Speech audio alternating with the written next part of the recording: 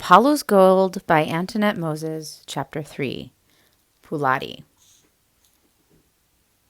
I took a taxi to Pulati and I met Eleni and Yanis. They were very friendly.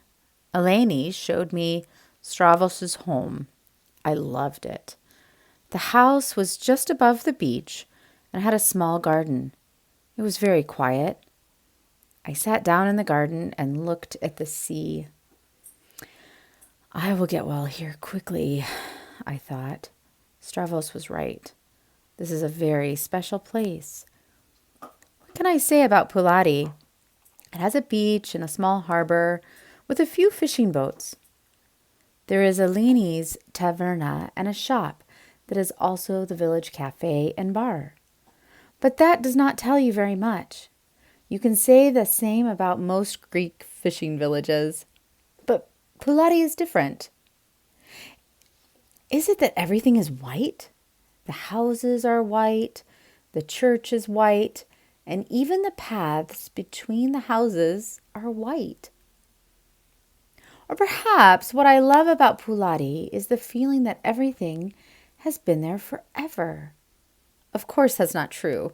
The plastic chairs in the cafe are new, and some of the houses are new, but it feels old. The village feels as old as the mountain behind the village and the rocks under the sea. Or maybe it's the color of the sea.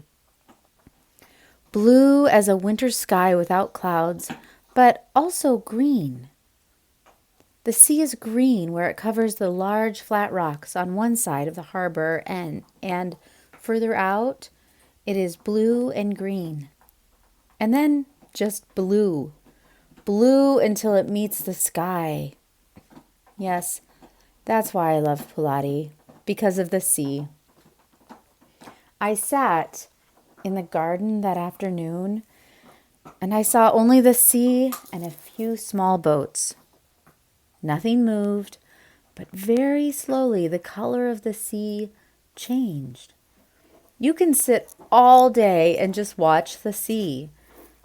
In the cafes, the old men sit every day and watch the sea.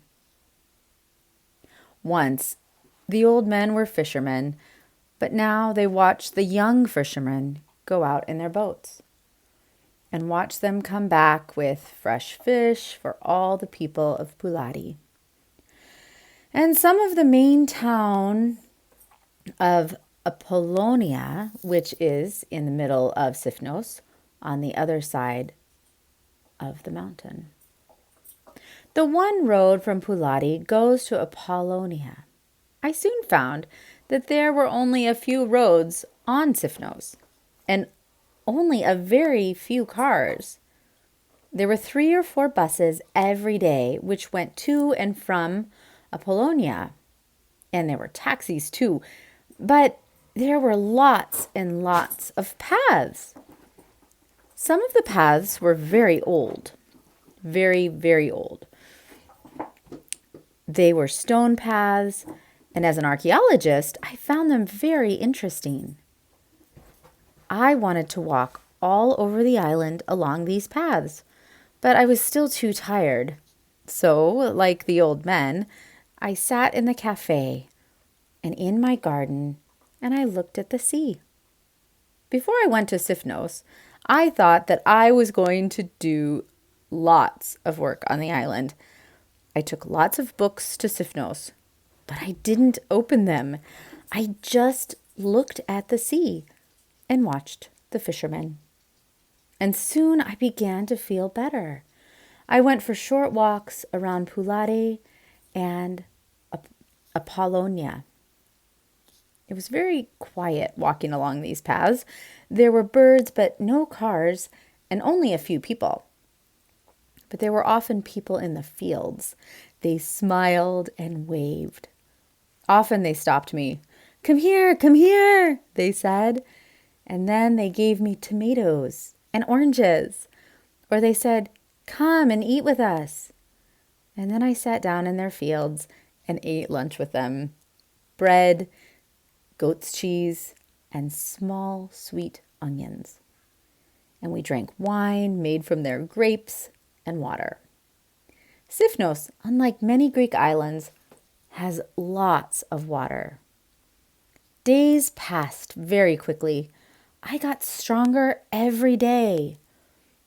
I love walking, and this was an island big enough for walks. I started to go swimming too, and in the evening I went to Eleni's taverna. Sometimes I ate alone, and sometimes I ate with Eleni's brother Yanis. Yanis was a fisherman. I thought that he was about 50 years old, but it wasn't easy to say. Years of sun and wind and seawater made him look older. Yanis told me where I could find the best paths, and he told me the names of the plants and the trees. Yanis always sat down and talked to me after dinner. He was very interested in archaeology. He said, and he showed me a small pottery cup. "I found this in my garden," Yanis said. "How old is it, Professor?" He always called me Professor. It was his little joke.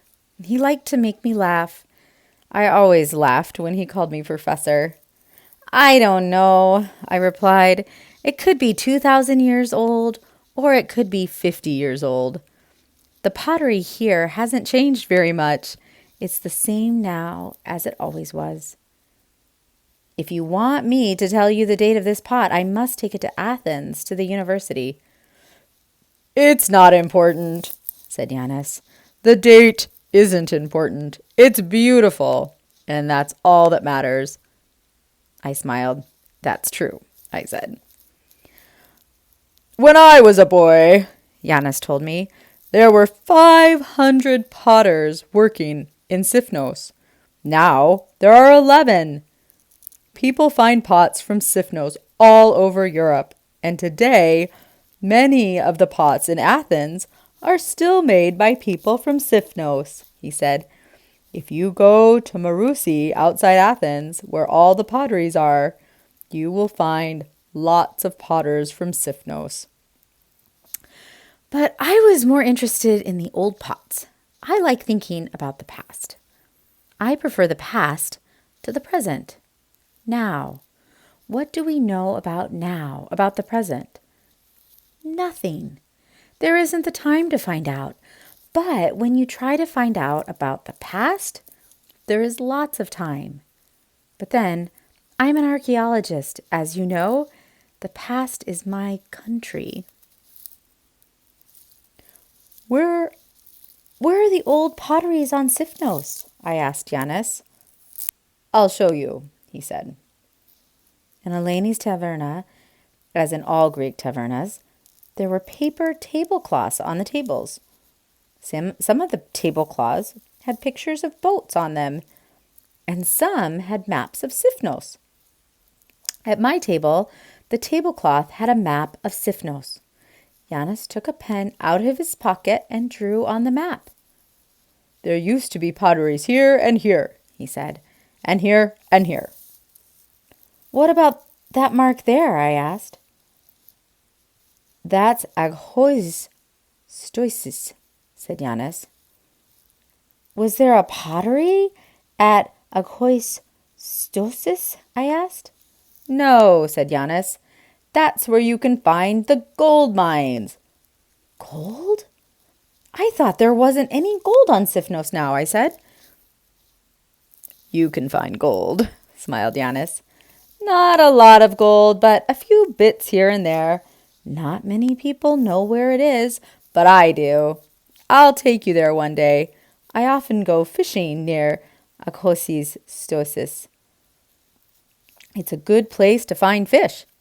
There are caves under the water. The fish like that.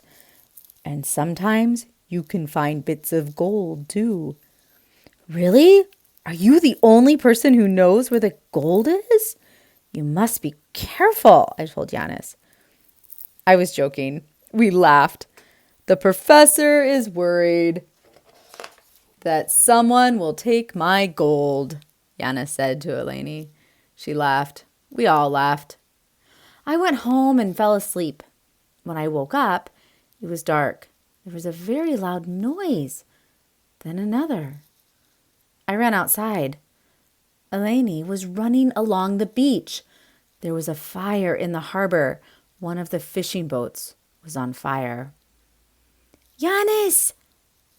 Eleni shouted. Yanis!